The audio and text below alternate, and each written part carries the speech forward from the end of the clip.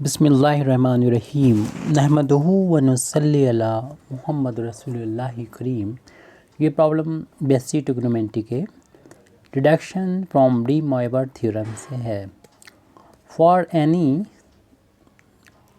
Positive integer n and for any real theta prove that cos n theta is equal to cos to the power n theta minus n minus 1 upon factorial 2 cos to the power n minus 2 theta cos sin square theta plus n minus 1 n minus 2 n minus 3 upon factorial 4 cos to the power n minus 4 theta into sin to the power 4 theta minus and so on to infinity। तो इसको prove करने से पहले हम यहाँ पर सबसे पहले तो लिख सकते हैं डी मोइबर थ्योरम को इस तरीके से कि cos n theta plus i sine n theta की वैल्यू को डी मोइबर थ्योरम से लिख सकते हैं by use of De Moivre theorem cos theta plus i into sine theta to the power n, यानी जो एंगल में n मल्टीप्लाई था थीटा के साथ उसको हम पावर में ले सकते हैं। ये तब ले सकते हैं जब साइन के साथ आई हो और cos का भी वही एंगल हो जो साइन का है, यानी cos n थीटा है तो साइन भी n थीटा होना चाहिए, आई से मल्टीप्लाई हो। तो आप यहाँ पर जो भी मल्टीप्लाई है कोई भी चीज़ उसको हम इससे पावर में ले सकते हैं। अब यहाँ पर दो टर्म हैं जिसकी पावर n है, यानी इसमें बाइनोमियल थ्योरम का हम यहाँ पर यूज़ कर लेंगे। बाइनोमियल थ्योरम क्या होती है, x plus a to the power n का एक्सपेंसन अगर करें और चूँकि हमारा ये n बता दिया गया है पॉजिटिव इंटीजर है तो पॉजिटिव इंटीजर के लिए ये थ्योरम को हम लिख रहे हैं यहाँ पर nc0, यानी n पॉजिटिव इंटीजर होता है तो यही वैल्यू होती है nc0 x to the power n plus nc1 x to the power n minus 1 और a की पावर ये 1 हो जाएगी plus nc2 x to the power होते है इसमें से माइनस कर दें n माइनस 2 और a की पावर ये 2 आ जाएगी और प्लस इसी तरीके से और भी यहाँ पर हम टर्म लिख सकते हैं जो यहाँ पर मैं प्रूव करना वहाँ तक तो हम लिख ही लें nc3x to the power n minus 3 a की power 3 plus nc4x to the power n minus 4 और a to the power 4 plus and so on to infinity. यहाँ पर न इन्फिनिटी ना हो के n की वैल्यू चूँकि पॉजिटिव इंटीजर है तो इस सीरीज़ में अगर हम टर्म लिखें नंबर ऑफ़ टर्म तो n प्लस 1 होंगे। अब हमने इन्फिनिटी बोल दिया गलती से तो इसे हम करेक्ट और अच्छी तरीके से करेंगे एंड लास्ट टर्म में लिख देते हैं, वैसे तो हम यहीं तक छोड़ने को थे।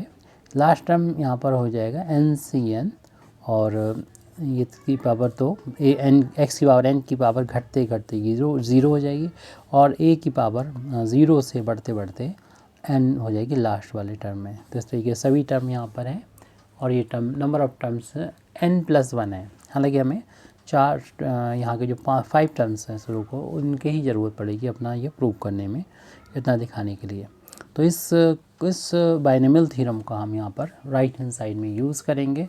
देयरफॉर हम कह सकते हैं लेफ़्ट हैंड साइड हमारा चल रहा था ये वैल्यू, यानी cos of n theta plus i into sine of n theta is equal to binomial theorem apply करेंगे। तो यहाँ पर देख रहे हैं x की जगह पर तो ये cos थीटा है और a की जगह पर हमारा आई साइन थीटा है, a की जगह पर तो आई साइन थीटा है। तो इस फार्मूले को यूज़ करेंगे तो nc0 x यहाँ पर हमने बताया cos थीटा उसकी पावर करना है n इस बाइनोमियल थ्योरम के अकॉर्डिंग प्लस nc1 x की जगह पर cos थीटा और a की जगह पर हमें लिखना है आई साइन थीटा और उसकी पावर 1 हो जाएगी।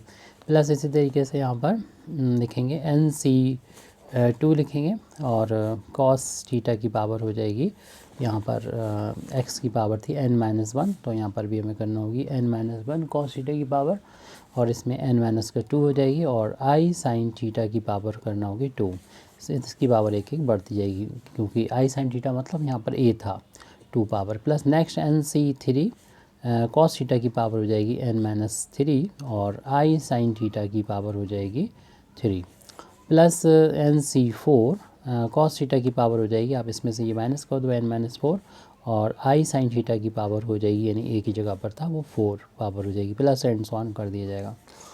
अब इसे सॉल्व करके हम रियल पार्ट को जब सेपरेट करेंगे तो इस तरफ लेफ्ट हैंड साइड में रियल साइड में आ जाएगा कॉस एंड थीटा जो हमें चाहिए। तो दोनों सब तरफ हम रियल और इमेजिनरी पार्ट को सेपरेट करेंगे, लेकिन अभी हमें राइट हैंड साइड बहुत कम करना बाकी है, यानी रियल को अलग इमेजिनरी को अलग करने के लिए।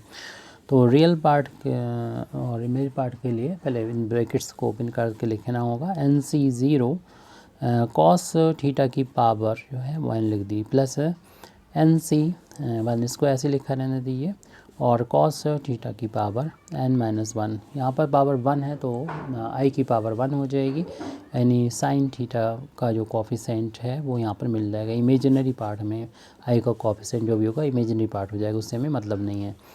अब यहाँ पर देख रहे हैं कि आई स्क्वायर है, यानी इसका होल अब स्क्वायर है तो आई का भी स्क्वायर होगा, साइन का भी स्क्वायर होगा। हम लोग जानते हैं कि आई जो होता है वो आयोटा स्क्वायर रूट -1 होता है, आई स्क्वायर की वैल्यू जो होगी वो -1 हो जाएगी। तो यहाँ पर जब होल अब स्क्वायर करेंगे आई का स्क्वायर -1 हो जाएगा, इससे ये प्लस का साइन जो होगा वो माइनस में कन्वर्ट हो जाएगा और वैल्यू हो जाएगी NC2 कॉस थीटा की पावर n-2, और यहाँ पर साइन स्क्वायर थीटा को लिख देंगे, साइन स्क्वायर थीटा। अब इसके बाद इस वाले टर्म को लिख रहे हैं, हालांकि इसमें हमें इमेजिनरी मिल रहा है तो इस टर्म से मतलब नहीं, फिर भी हमें कुछ तो सॉल्व करनी ही होगा। कॉस थीटा की पावर n-3, यहाँ पर इसकी पावर जब 3 करेंगे तो आई की पावर भी 3 हो जाएगा और साइन की पावर भी 3 हो जाएगी, होल पावर 3 है। तो 3 पावर को हम ऐसे लिख सकते हैं कि आई स्क्वायर इंटू आई करके लिख सकते हैं, और आई स्क्वायर की वैल्यू -1 होती है, -1 इंटू आई यानी माइनस का आई हो जाएगा, यानी यहाँ पर माइनस आई हो जाएगा। तो माइनस आई को हम शुरू में लिख देते हैं यहाँ पर इसकी, तो ये प्लस साइन जो होगा माइनस में कन्वर्ट हो जाएगा। शायद हमें कुछ लिखना बाकी रह गया, नहीं अभी शुरू में नहीं लिख सकते क्योंकि ये टर्म हम पहले लिख चुके हैं। तो इसकी वैल्यू जो होगी माइनस का आई इंटू साइन क्यूब थीटा। आप देख रहे हैं कि ब्रैकेट की पावर 3 नहीं बल्कि हमने देखा साइन का क्यूब कर लिया, क्यों आई का क्यूब किया तो माइनस आई मिल गया। अब यहाँ पर हमें करना होगा plus NC4 plus into cos theta की पावर n-4, और यहाँ पर जब i की पावर ब्रैकेट ओपन करेंगे तो i की पावर भी 4 करना होगा और साइन की पावर भी 4 करना होगा। i की पावर 4 को हम ऐसे लिख सकते हैं, आई स्क्वायर इंटू आई स्क्वायर लिख सकते हैं, और आई स्क्वायर की वैल्यू भी देखा था कि -1 थी, तो आई स्क्वायर की यहाँ पर तो -1 है, तो माइनस प्लस का ये 1 हो जाएगा, तो प्लस का 1 जो है वो यहाँ पर लिख देंगे। तो प्लस का 1 और साइन की पावर हो जाएगा साइन की पावर हो जाएगा 4 थीटा। इस तरीके से हम लोगों ने लिख दिया है, और आगे भी टर्म इसी तरीके से एंड सो ऑन आते ही रहेंगे। अब हम यहाँ से रियल पार्ट को अलग, इमेजिनरी को अलग कर सकते हैं। तो रियल पार्ट हम पहले लिख लेंगे, तो इसमें आई नहीं आ रहा है वो रियल पार्ट हो जाएगा। तो ये तो हो जाएगा NC0 जिसकी वैल्यू 1 होती है इंटू कॉस थीटा की पावर n। फिर उसके बाद देख रहे ये इसमें आई आ रहा है, इसे छोड़ दिए सेकंड वाले टर्म को, थर्ड वाला जो टर्म है इसमें आई नहीं आ रहा है, रियल पार्ट है उससे लिख लेंगे NC2 और कॉस थीटा की power n-2 into sine square theta. और उसके बाद देखिए रियल पार्ट तब इसमें आई आ रहा है यानी माइनस आई आ रहा है, तो उसे छोड़ दीजिए, इस वाले टर्म को लिख देंगे जो कि प्लस का NC4 और कॉस थीटा की पावर n-4 और इंटू 1 का इंटू करेंगे यही आ जाएगा, यानी साइन की पावर 4 थीटा। ये तो रियल पार्ट आ जाएगा, और प्लस एंड सो ऑन और भी टर्म आएंगे, लेकिन हम इससे ज़्यादा मतलब नहीं प्रूव करने के लिए।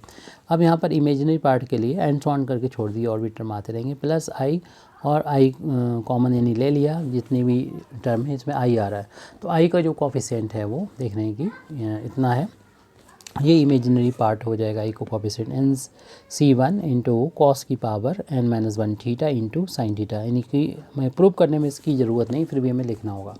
अब नेक्स्ट में जो आई आ रहा है वो ये है, और ये प्लस माइनस का इंटू माइनस का हो जाएगा, और आई तो बाहर चला ही गया, ये माइनस इस वाले टर्म को कर देगा, और ये वैल्यू हो जाएगी NC3 कॉस थीटा की पावर हो जाएगी n-3 और साइन थीटा की पावर भी 3 हो जाएगी। इस तरीके से और भी टर्म इमेजिनरी पार्ट के आते रहेंगे, क्योंकि एंड्स ऑन कर रखा है यहाँ पर हमने, तो इधर भी ऐसे ही एंड्स ऑन कर दीजिए, ब्रैकेट क्लोज कर देंगे। तो अभी हमारा ये वैल्यू जो चल रही है कॉस n थीटा, यानी कॉस ये वैल्यू जो चल रही है वो कॉस n थीटा और plus i sine n theta के इक्वल चल रही है। तो हम यहाँ पर देख रहे हैं कि लेफ्ट हैंड साइड में जो है वो cos n theta plus i sine theta है, और राइट हैंड साइड में हमारा ये है जिसमें रियल पार्ट को अपने अलग कर लिया, इस ब्रैकेट से शुरू है यहाँ पे ख़त्म है। फिर इसके बाद इमेजिनरी पार्ट यहाँ से शुरू हो जाता है, आई का जो कोफिशिएंट है। अब हम यहाँ पर रियल और इमेजिनरी पार्ट को सेपरेट कर लेते हैं ताकि अपना रिजल्ट मिल जाए। कॉस एन थीटा में चाहिए लेफ्ट हैंड साइड में, तो इक्वेट कर दीजिए, बराबर रख दीजिए, इक्वेटिंग रियल पार्ट, यानी इमेजिनरी से हमें कोई मतलब नहीं, रियल पार्ट्स, क्योंकि हमारा ये प्रूफ हो जाएगा यहाँ से। तो इसमें रियल पार्ट होगा जिसमें आई छोड़ के जो बचेगा, यानी कॉस एन थीटा होगा। तो यहाँ पर मिल जाएगा कॉस एन थीटा। ये तो रियल पार्ट का हमारा लेफ्ट हैंड साइड का तो रियल पार्ट यहाँ पर हमने लिख दिया कॉस एन थीटा। अब राइट हैंड साइड में जो हमारा पहला ब्रैकेट है पूरा का पूरा ये रियल पार्ट है, इसको लिख देंगे, जो कि कॉस एज इट हम नोट कर दे रहे हैं 1 इंटू कॉस थीटा की पावर एन।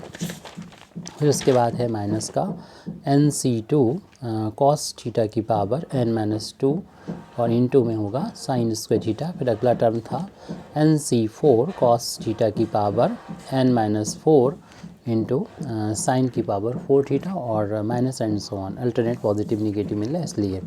अब इसे थोड़ा सा और सॉल्व किया जाए। Cos n theta is equal to, देखिए 1 का इसमें इंटू करेंगे तो ये वैल्यू जो है वही आ जाएगी, यानी कॉस थीटा की पावर एन, इस पावर को हम कॉस के साथ में भी लिख सकते हैं। माइनस NC2 की वैल्यू आपको मालूम ही है n इंटू n-1, जितने यहाँ लिखे उतने फैक्टर लिख दिए। n से शुरुआत होगी, इससे एक कम करा जाएगा और फिर इसको फैक्टोरियल में लिख देंगे, ये वैल्यू होती है इसकी डायरेक्ट।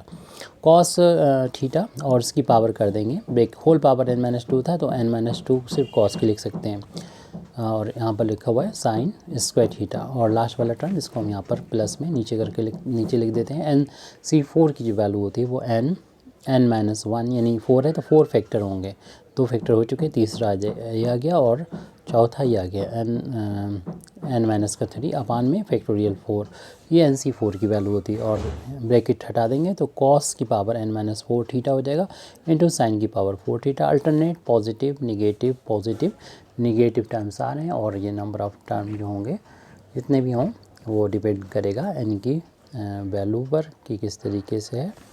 इस तरीके से जो प्रूव करना था वो यहाँ पर आ चुका है। Thank you very much Indeed for listening me. व आखिर दावाना अल्हम्दुलिल्लाहि रब्बिल आलमीन।